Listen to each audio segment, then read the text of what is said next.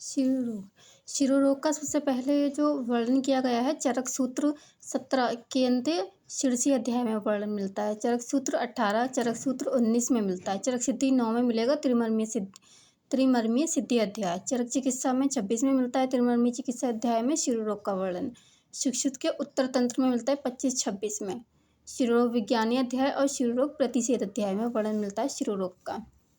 शिर का महत्व प्राणभ्रत्रा यत्राश्रिता सर्वेन्द्रियाणि च यदुत्तम अंगम अंगानाम शिर तत् अभिधीयते। चरक सूत्र 17/3 का है ये श्लोक। जहाँ सभी प्राणियों के प्राण रहते हैं, सभी इंद्रियां रहती हैं और जो अंगों में सर्वोत्तम है उसे शिर कहते हैं। अष्टांग हृदय तंत्र ने कहा है कि शरीर को ऊर्ध्व मूल अध शाखा वाला कहते हैं। मूल का मतलब सिर में जो भी प्रहार करने वाले रोग होते हैं उनकी चिकित्सा अतिशीघ्र करनी चाहिए। शिरोरोग की संख्या शिरोरुजति मर्त्यानां वात पित्त कफस्त्रैभिः सन्निपातेन रक्तेन शयन कृमिभिस्तथा सूर्य आवर्त अनंतवात अर्धावभेदक शंखक एकादश प्रकारस्य लक्षणं संप्रक्षिते। सुश्रुत उत्तरतंत्र में कहा है। सुश्रुत ने 11 शिरोरोग माने हैं। 11 प्रकार के शिरोरोग सुश्रुत ने माने हैं। वातज, पित्तज, कफज, त्रिदोषज यानी कि सन्निपातज, रक्तज, क्षयज, क्रमिज, सूर्यावर्त, अनंतवात, अर्धावभेदक, शंखक। इसको याद करने की ट्रिक है। सास के सिर में त्रिदोष, रक्त के क्षय से क्रमि उत्पन्न हुए। एस से हो जाएगा सूर्यावर्त, ए से अनंतवात, दूसरे ए से अर्धावभेदक, एस से शंखक। सिर से हो जाएगा त्रिदोष, सिर में त्रिदोष यानी कि वात, पित्त, कफ और सन्निपातज। रक्त से रक्त शिरोरोग, क्षय से क्षयज और क्रमि से क्रमि शिरोरोग। लेकिन वाग्भट ने क्या माने हैं? 10 माने हैं। सुश्रुत के जो 11 हैं उनमें से सिर्फ अनंतवात नहीं माना है। अनंतवात नहीं माना है, ये वाग्भट ने 10 माने हैं। ठीक है। 9 कपाल रोग माने हैं इन्होंने। इसके एक्स्ट्रा इंद्र के सिर के ऊपर 3 कपाल में दारुण अरुंजिका हुई। इंद्र से हो जाएगा इंद्रलुप्त। सिर के ऊपर यानी कि उपशीर्षक, सिर के ऊपर 3 कपाल क्या है? पिटिका, विद्रधि और अर्बुद। कपाल पिटिका, कपाल विद्रधि, कपाल अर्बुद। दारुण से दारुणक, अरुंसिका से अरुंसिका और खालित्य पालित्य। शिरोरोग शुभामियों से सुश्रुत, माधव, भाप्रकाश और योग रत्नाकर। इन्होंने 11 माने हैं। वाग्भट ने 10 शिरोरोग और 9 कपाल रोग माने हैं और सारंगधर ने भी 10 शिरोरोग 9 कपाल रोग माने हैं। शिरोरोगों की संप्राप्ति, निदान और संप्राप्ति सामान्य है। ये धूम, आतप, तुषार, अम्बु, क्रीड़ा, अति, स्वप्न, जागरण, उत स्वेद, अधि, पुरो, वात, वाष्प, निग्रह, रोदने, अति, अम्बु, मदपानेन, क्रमि, भीर्वेग धारणे, उपधान, मृजाभ्यंग द्वेषात्, प्रत्यक्षणे, असात्म्य अंग, दुष्टाम भाषणीयाधे, शिरोगता, जनियत्यमायान दोषा। अष्टांग हृदय उत्तर तंत्र का है। धुआं, धूप, ओस, जल, क्रीड़ा, बहुत सोना, रात्रि जागरण, अतिस्वेद, मनोव्यथा, सामने की वायु, आंसुओं को रोना, अधिक जलपान, अधिक मदपान, क्रमि उपस्थित व्ययों को रोकना, स्नान और अभ्यंग से द्वेष करना, निरंतर नीचे देखने से, असात्म्य गंध, दूषित गंध व आम गंध और अधिक बोलने से प्रकोपित दोष शिरोरोग में जाकर उत्पन्न कर देते हैं रोग। वातज शिरोरोग में बिना किसी कारण के पीड़ा होगी और रात में यह ज़्यादा पीड़ा होती है। और जैसे वस्त्र से सेक कर देंगे या कुछ बांध देंगे तो उससे पीड़ा शांत हो जाती है। मलने, स्नेहन, स्वेदन और बांधने से दर्द कम होता है तो वो वातज शिरोरोग है। पित्तज में क्या होता है? रात में शमन हो जाएगा, दिन में अधिक होगी। चिकित्सा, वात शामक औषधि चिकित्सा करेंगे। स्नेहन, स्वेदन, अभ्यंग, परिसेक, अनुवासन बस्ती देंगे। घी तेल का प्रयोग कर पान कराएंगे। चंदन आदि लेप, वरुण आदि गण से सिद्ध योग का पीने को देंगे। नस्य भी करा देंगे उसको। ठीक है। वातनाशक औषधि देंगे। वातनाशक औषधियों से सिद्ध लेप करा देंगे, लेप दे देंगे। वरुणादि गण की औषधियों से सिद्ध नस्य दे देंगे। स्नेहिक धूमपान। पैत्तिक में क्या होता है, सिर, नाक और अक्षी उष्ण लगते हैं, ऐसा लगता है जैसे कि अंगारे भरे हों। नेत्र व नासिका से धुआं निकलने लगता है। शीतोपचार करने से रात्रि के समय शमन हो जाता है। इसमें वात में क्या था, रात्रि में तीव्र वेदना हो रही थी। चिकित्सा क्या करेंगे, नस्य, परिसेक, प्रदेह, बस्ती, शिरोलेप द्रव्य। मधुर आदि द्रव्य से शिरोलेप कर देंगे। उत्पल आदि और काकुल्य आदि गण की बस्ती दे देंगे। मधु के आदि घृत लेप। कफश शिरोरोग। कफश शिरोरोग में क्या होता है, भारी जैसा प्रतीत होता है। उसमें सिर और कंठ कफ से भरा हुआ रहेगा, भारी रहेगा, स्तंभन बर्फ के समान, शीत की प्रतीति रहेगी, अक्षिकूट, नेत्र और मुख पर शोथ रहेगा। कफश शिरोरोग में अच्छी सर्पी कर देंगे और इसमें वमन करवाते हैं।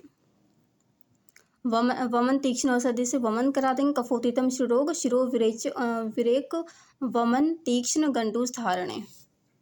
त्रिदोषज में सभी सामान्य लक्षण मिलते हैं। वातज, पित्तज, कफज के तीनों दोषों के लक्षण साधारण घृत और प्राण घृत का पान करा देंगे त्रिदोष में।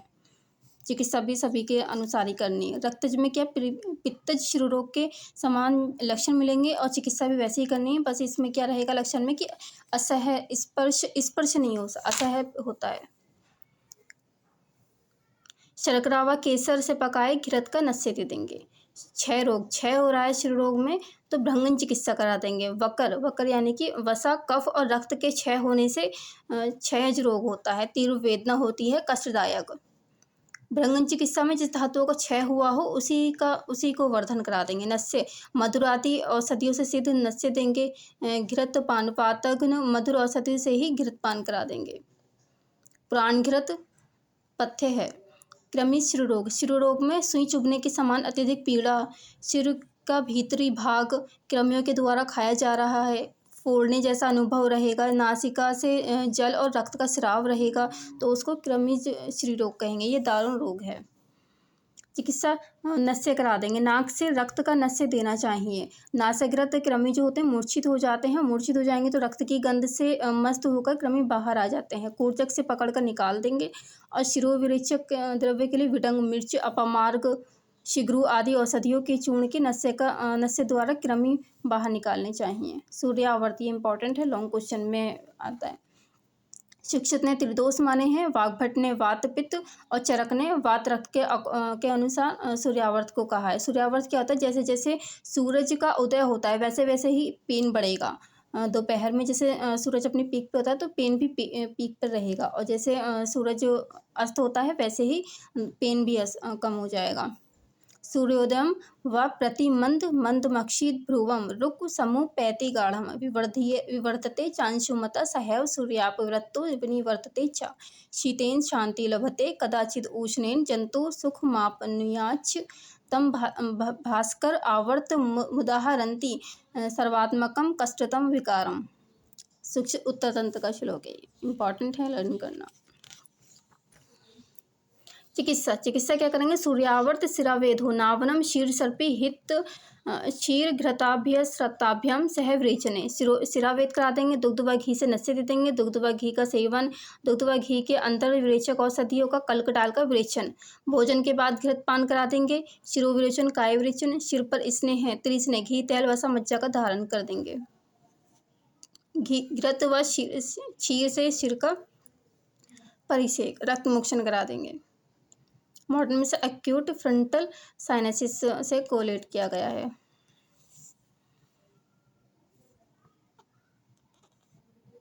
अनंतवात शिक्षुत ने त्रिदोष माने हैं। अनंतवात में जो दोष हैं, वातादि दोष प्रकोपित होकर ग्रीवा के दोनों मन्या नाड़ियों को पीड़ित करते हैं और घातम में तीव्र वेदना उत्पन्न करते हैं। चिकित्सा अनंतवात में सूर्य आवर्त के समान ही चिकित्सा करेंगे। शिरामोक्षण करके रक्त का निर्धारण कर देंगे। Drug of choice is carbamazepine. अर्धाव भेदक शिक्षित ने त्रिदोष माना है। सिर के आधे भाग में अत्यधिक भेद, फूलने जैसी पीड़ा, तोद, भ्रम व शूल रहता है। 15-15 या 10 दिन में आते हैं ये। सिर के आधे भाग में पीड़ा होती है, उसे अर्धाव भेदक कहते हैं। ये पीड़ा 15 दिन के बाद अथवा महीने के बाद उत्पन्न होती है, ये स्वयं ही शांत हो जाती है। ये अत्यंत बढ़ जाए तो नेत्र कर्ण को नष्ट कर देती है। चिकित्सा सूर्यावर्त के समान चिकित्सा करनी है और पीड़न नष्ट करना है।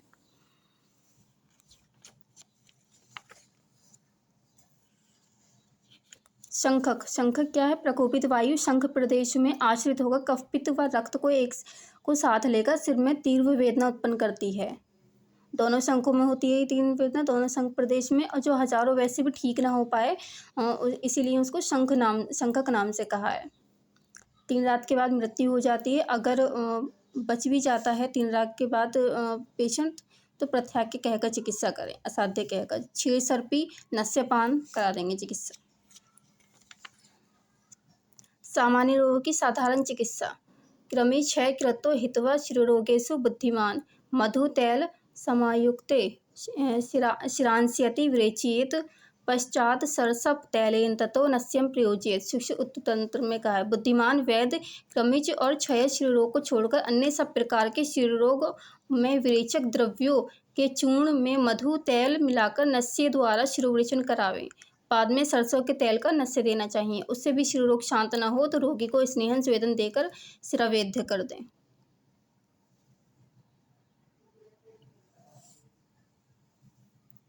अरुंसिका। अरुंसिका में क्या होता है? पित्त रक्त कफ क्रमियों के कारण कपाल में अतिशय कंगुधान्य और सरसों के समान आकार वाली पीड़िका उत्पन्न हो जाती है, उसे अरुंसिका कहते हैं। चिकित्सा। जलों का लगाकर रक्त मोक्षण करा देंगे। नीम के जल से परिसेक या बहुत सा नमक मिलाकर घोड़े की लीद के रस का लेप करा दें। दारुणक। कपाल में खुजली, बालों का गिरना, संज्ञानाश, रूक्षता, कपाल की त्वचा का सूक्ष्म स्फुटन होना, से दारुक। चिकित्सा शिरावेधन वमन विरेचन आदि नस्यकर्म करा देंगे। इंद्र। इसमें क्या होता है? पित्त वायु एक साथ मिलकर रोमों को गिरा देता है, फिर बाद में कफ रक्त साथ मिलकर रोमकूपों को बंद कर देता है और वहाँ पर नए रोम नहीं आने देता, जिसे कुछ मत अनुसार रुज्जिया और चाच भी कहते हैं।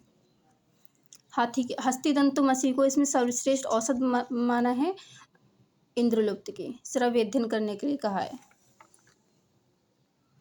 खलित रोग में क्या होता है? इसमें धीरे धीरे बाल गिरते हैं, ये रोग असाध्य होता है और शरीर का शोधन कराकर नस्यकर्म, मुख अभ्यंग, सिर पर मालिश और लेप करना चाहिए।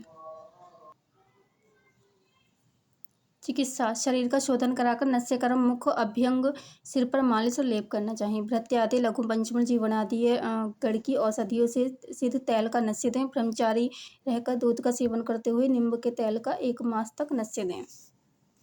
पालित्य। शोक, श्रम, क्रोध के कारण शरीर की ऊष्मा सिर में जाकर वात आदि दोषों को युक्त हो जाती है, केशों को पकाकर श्वेत बना देती है, इसी को पालित्य रोग कहते हैं। शिरोवेदना से उत्पन्न एक पालित्य विवरण को स्पर्श न सहने वाला होता है। चिकित्सा। इसमें वमन, नस्यकर्म, मुख अभ्यंग, शिरोभ्यंग और लेप करें। नीलद्य आदि तैल का नस्य करें। आंवलों के काले तिल, कमल का केसर, मुलेठी, इन सभी द्रव्यों को संभाग में चूर्ण कर लेकर मधु में मिलाकर सिर पर लेप करने से केशों की वृद्धि होती है तथा केशों को काला भी करता है, चिकित्सा के अकॉर्डिंग। कपाल पिटिका अर्बुद विदृधि में क्या होता है? 200 की अधिकता के अनुसार जानना चाहिए इसको। आम पक्वे यथा योग्य विदृधि पीटिका अर्बुदे। चिकित्सा भी इसकी विदृधि पीटिका अर्बुद में आम और पक्व अवस्था में इन व्याधियों की पूर्ण वर्णित चिकित्सा करें। शिरोबस्ती। शिक्षित ने इसका वर्णन नेत्र में क्रियाकल्पों में किया है। अष्टांग हृदय में शिरोबस्ती का वर्णन सूत्र स्थान में मिलेगा 22वें अध्याय में। गुण। इसका सिर में होने वाले रोगों को नष्ट करता है। सिर में तेल लगाने से जो गुण केश मारता है, बालों को लंबा होना, बालों का काला होना, केश स्निग्धता उत्पन्न होता है, शिरोबस्ती उन गुणों को शिरोबस्ती करती है। विभिन्न आचार्यों ने शिरोरोग, मन्यास्तम, अक्षिशूल, कर्णशूल, अर्दित, शिरकंप आदि में शिरोबस्ती में लाभ बताया है। सदैव भोजन के पूर्व करना चाहिए इसका प्रयोग।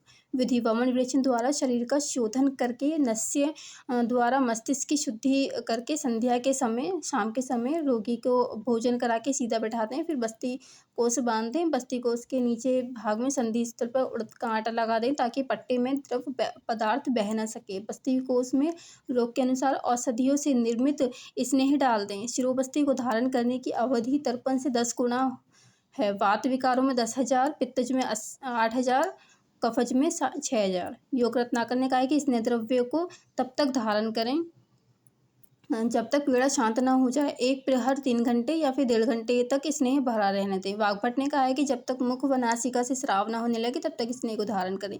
योग रत्नाकर ने कहा है कि बस्ती कोष की लंबाई 16 अंगुल होनी चाहिए। वाग्भट ने 12 अंगुल बताई। ये बस्ती कोष की लंबाई अवधि 5 से 7 दिनों तक लगातार कर सकते हैं और अधिक दिनों तक भी इसका यूज़ कर सकते हैं।